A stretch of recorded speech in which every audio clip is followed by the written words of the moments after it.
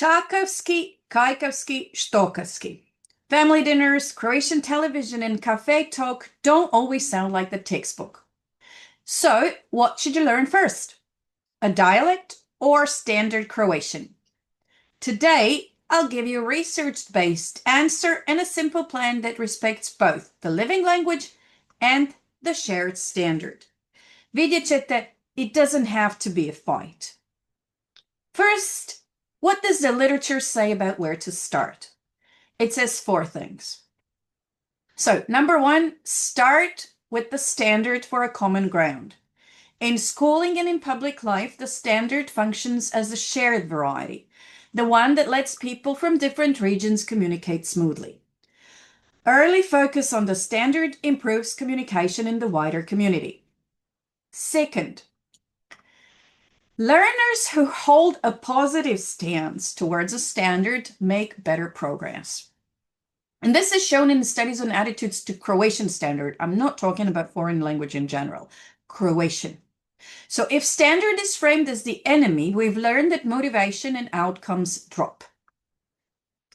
Then, thirdly, heritage learners who grow up with a local or heritage variety often need explicit mapping to the standard to succeed in wider contexts, in school, in media, in public life, and in exams.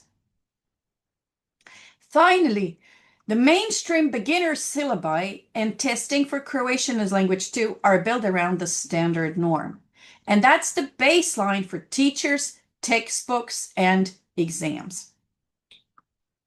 Now, an equally important point: do not erase dialects. Croatian has a rich ecosystem, local dialects, interdialects, city colloquials, and they are all part of our linguistic identity. A healthy approach avoids rigid prescriptivism and recognizes these varieties without stigmatizing them.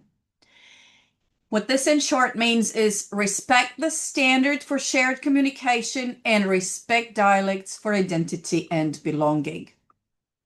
So here's the plan I use with adults. In phase 1, we use standard as our base.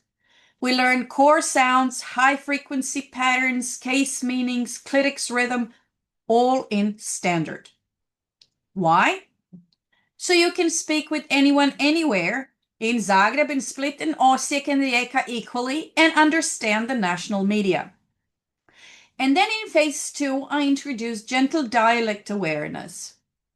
We add listening from different areas. We start collecting words from standard variety and local shapes. Kaj, and we start differentiating them.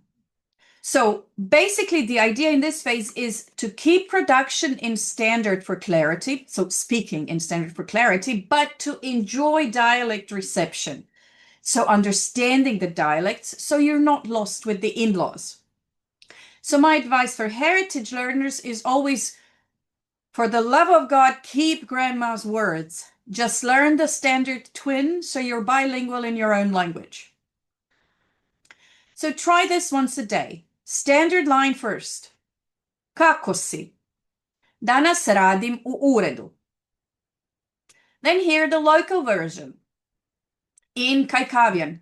Kak si? Danas delam u uredu. Or in Čakavian. Kako si? Danaska delam u urede. So then map the differences. Kako si?